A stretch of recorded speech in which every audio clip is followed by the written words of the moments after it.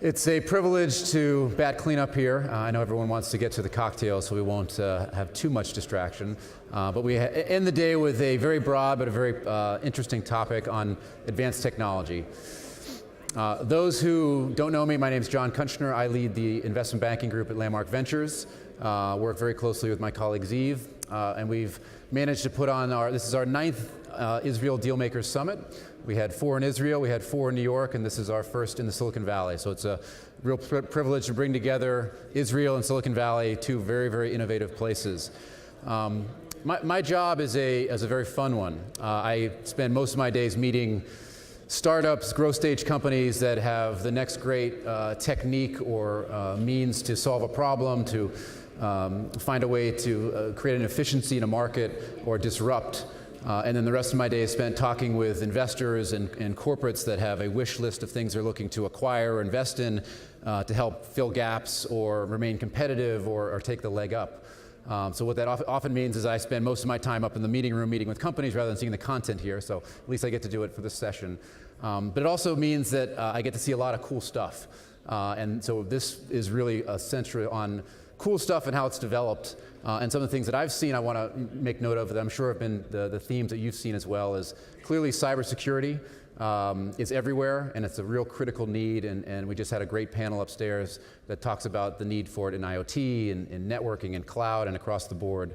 The other thing I've seen a lot of is this whole concept of machine learning and adaptive intelligence and things getting smarter around us and reacting to the data that's being inputted and the things we're doing with them.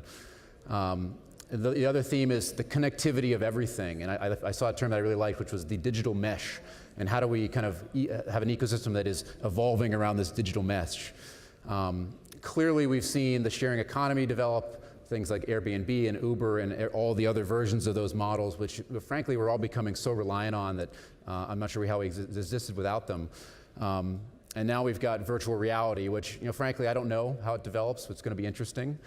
3D printing, we saw Teva talk about printing your own pills at home, which is a pretty cool concept, but printing toys, printing industrial parts, doing whatever we can on an as-needed basis, which is a real game changer.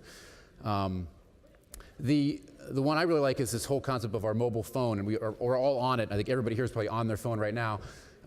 It becomes this kind of experience or this ambient user experience that flows with you from your home to your office to the train to sitting in the audience where people are targeting you and you're having kind of interesting media provided to you, and it's a really cool concept, and I think as OTT develops we're going to kind of break the barriers of what was traditionally known as place and time as we deal with that.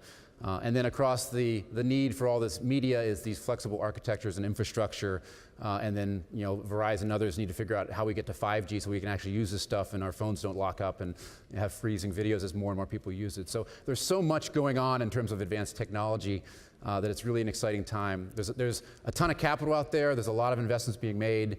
There's a lot of billion-dollar private companies, more than this ever existed before, and so hopefully we get some IPOs soon.